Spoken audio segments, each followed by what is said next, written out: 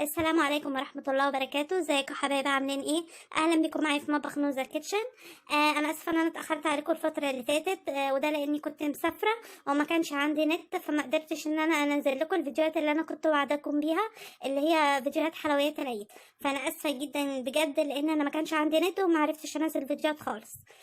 فالنهارده راجعه لكم ان شاء الله فيديو بسيط جدا، وهو عن تفريز البنجر.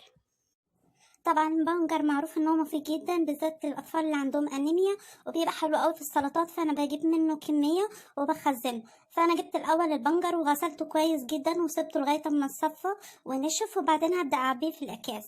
في ناس بتقشره وبتحطه قبل ما تحطه في الفريزر، بتقشره وبعدين تعبيه في الاكياس، بس انا بحب احطه زي ما هو كده، عشان اما بيتقشر بتلاقيه طرى خالص، وبينزل اللون بتاعه بيبقى عامل زي المية كده، بيبقى طري جدا.